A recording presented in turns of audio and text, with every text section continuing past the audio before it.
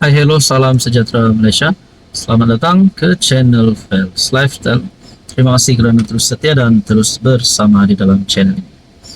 Setelah kita dikejutkan dengan beberapa siri, beberapa cerita tentang rasuah, antara yang disebut ramai, yang terbaru melibatkan bekas Perdana Menteri ke-9.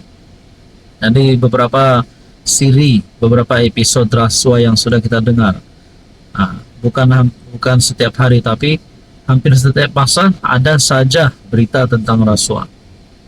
Setelah pendedahan mengejutkan yang melibatkan bekas Perdana Menteri ke-9, rupanya selain PM9 yang disiasat, satu lagi pendedahan terbaru.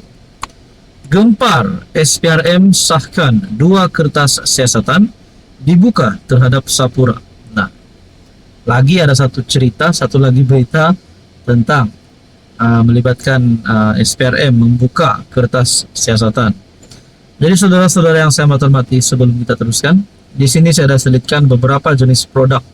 Anda boleh lihat, tengok macam biasa. Shopping dekat sini pun boleh, tidak masalah. Mana satu yang ngam di hati, mana satu yang ngam di mata, boleh klik produk itu, order macam biasa, macam dekat Shopee. Harga cukup berpatutan sesuai dengan kualiti. Jadi tuan-tuan dan puan yang saya hormati, adakah satu lagi episod rasuah ataupun satu lagi siri rasuah yang mungkin melibatkan ratusan juta, melibatkan berbilion-bilion ditemukan, ataupun mungkin ada lagi serbuan berlaku yang melibatkan berita ini? SPRM membuka 2 kertas siasatan terhadap syarikat Sapura Energy Berhad selepas didakwa terbabit kes rasuah dan penyelewengan. Sumber memberitahu siasatan dibuat selepas SPRM menerima maklumat berhubung salah laku membabitkan syarikat tersebut. Difahamkan, siasatan ini berdasarkan siasatan awal yang dibuka SPRM pada penghujung 2023 yang turut melibatkan tuntutan yang dibuat syarikat berkenaan.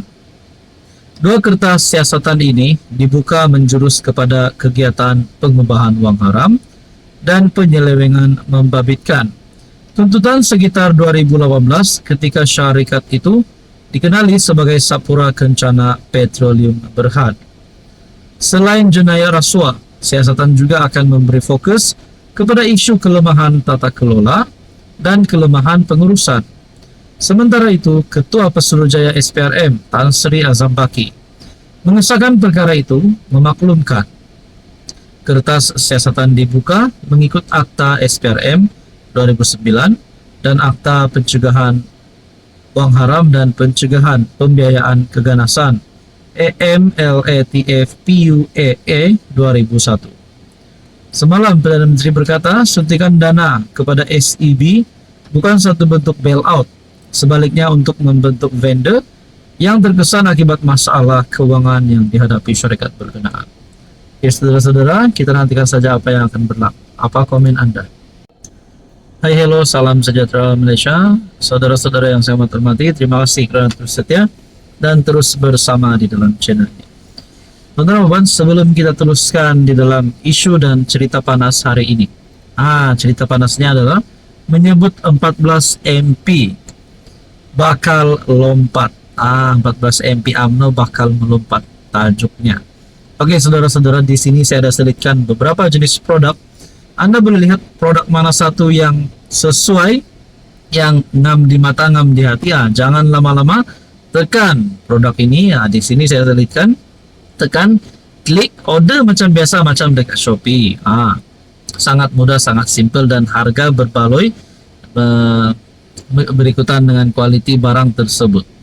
Nah, saudara-saudara, UMNO akhirnya buka mulut dakwaan 14 MP bakal melompat. Sejak minggu lalu tersebar di media sosial bertarikh 15 Mac 2025. Tersebar di media sosial mengenai dakwaan 14 ahli parlimen UMNO sedang merancang menarik sokongan dari kerajaan Madani. Susulan itu, ahli parlimen Jelebu, Datuk Seri Jalaluddin Alias, menafikan perkara itu. menegaskan bahwa ia adalah cerita tidak benar yang saban tahun dimainkan pihak tertentu. Tak betul dan tak benar. Saya pun tidak dengar apa-apa mengenai dakwaan itu. Akhirnya kepimpinan UMNO buka cerita, membuat pengakuan. Tapi kalau ada 14 MP ini, Zahid Hamidi sebagai Presiden UMNO, Zahid Hamidi sebagai pengerusi Barisan Nasional, dan juga sebagai nomor 2 tertinggi di dalam kerajaan, yaitu timbalan Perdana Menteri. Kalau benar ada 14 MP ini, sila dedahkan. Tapi kepimpinan UMNO pun sudah menafikan perkara ini. Tapi let's say lah, andai kata ada, tolong dedahkan kepada rakyat Malaysia siapa 14 MP ini. Kalau ada, sudah pasti mereka akan satu-satu didenda, perlu membayar RM 100 juta seperti mana perjanjian yang telah dibuat sebelum ini oleh UMNO. Dan kalau ada pun, siapakah ahli parlimen ini? Mungkin ada yang kata ahli parlimen bodoh yang menarik kerajaan, menarik sokongan daripada kerajaan. Kalau betul pun, kalau ada pun 14 MP ini, beranikah mereka? Adakah mereka sanggup untuk membayar RM 100 juta?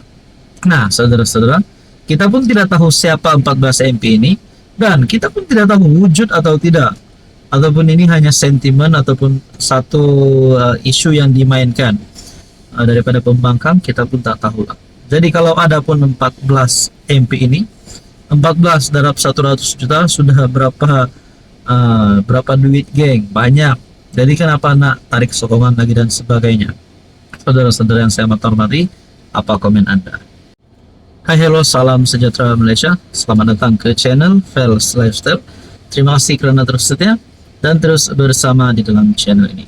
Saudara-saudara, sebelum kita teruskan, di sini saya ada selitkan beberapa jenis produk. Lihatlah, boleh tengok, boleh shopping. Produk mana satu yang best, yang sesuai dengan Anda.